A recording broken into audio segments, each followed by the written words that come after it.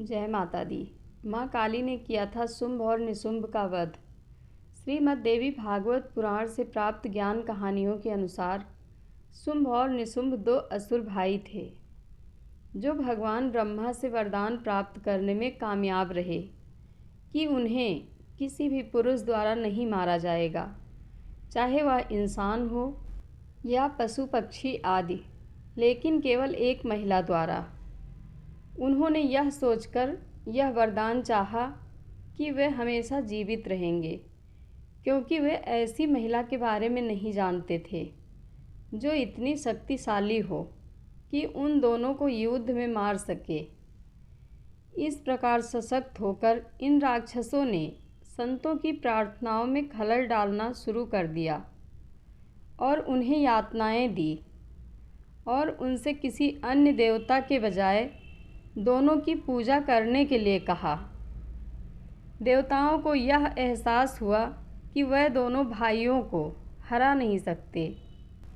उन्होंने देवी के उस वादे को दोहरा दिया कि जब भी वे मांगेंगे वे उनकी मदद के लिए आएंगी। तब देवताओं ने मिलकर देवी की यह कहकर प्रशंसा की कि वह सर्वशक्तिमान है। इस ब्रह्मांड में सभी प्राणियों की प्रत्येक भावना और संवेदना में निवास करती हैं।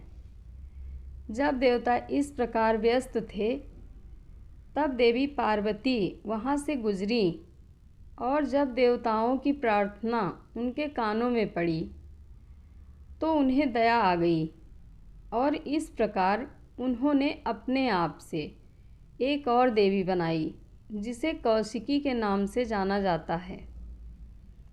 देवी के प्रकट होने के बाद पार्वती काली हो गई, जिससे देवी को कालिका नाम भी मिला। इस प्रकार जन्मी देवी अत्यंत सुंदर थीं और जब राक्षस भाइयों शुंभ और निशुंभ के शिष्यों चंड और मुंड की नज़र उन पर पड़ी तो उन्होंने तुरंत उनकी सुंदरता के बारे में अपने स्वामियों को बताया। उनकी सुंदरता के बारे में सुनकर दोनों भाइयों ने देवी के पास विवाह का प्रस्ताव भेजा।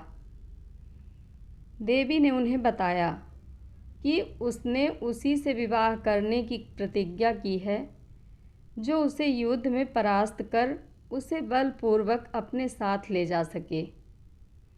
इस प्रकार देवी द्वारा युद्ध के लिए उकसाए जाने पर शुंभ और निशुंभ ने पहले इस खूबसूरत महिला को हराने के लिए एक बड़ी सेना और अपने सक्षम सेनापतियों को भेजा, लेकिन पराजित होने पर उन्होंने चंड और मुंड को भेजा, जिन्हें देवी ने महाकाली का रूप धारण करके हरा दिया और इस प्रकार देवी का नाम चामुंडा भी था, जिन्होंने असुरों चंड और मुंड का सिर काटा था। जैसे जैसे युद्ध अधिक से अधिक भयंकर होता गया, इस युद्ध में देवी की सहायता के लिए 7 देवताओं के शरीर से 7 और देवी या शक्तियाँ प्रकट हुई। उस समय युद्ध के मैदान में सर्वशक्तिमान राक्षस रक्त बीज को भेजा गया था, जिसे यह अजीब वरदान दिया गया था कि जहाँ भी उसका खून जमीन पर गिरेगा वह बीज या बीज का रूप ले लेगा और उससे एक और रक्त बीज उग आएगा। उसे मारने के लिए देवी ने काली से रक्त बीज का खून जमीन पर गिरने से पहले चाटने को कहा। इस दौरान देवी ने राक्षसों का सिर काट डाला। फिर सभी शक्तियों ने मिलकर शुंभ को छोड़कर निशुंभ और उसकी सेना को मार डाला। जब शुंभ को एहसास हुआ कि वह अधिक संख्या में है तो उसने देवी को ताना मारा कि वह अकेली उसे नहीं हरा सकती और ऐसा करने के लिए उसे 7 अन्य देवी देवताओं की मदद की आवश्यकता है। देवी क्रोधित हो गई और उन्होंने सभी शक्तियों को अपने में समाहित कर लिया और अकेले ही शुंभ को मार डाला और इस तरह दुनिया को बुराई से मुक्त कर दिया। जय माता दी, जय माँ काली। कथा अच्छी लगे तो कमेंट बॉक्स में अपनी राय ज़रूर दें। धन्यवाद।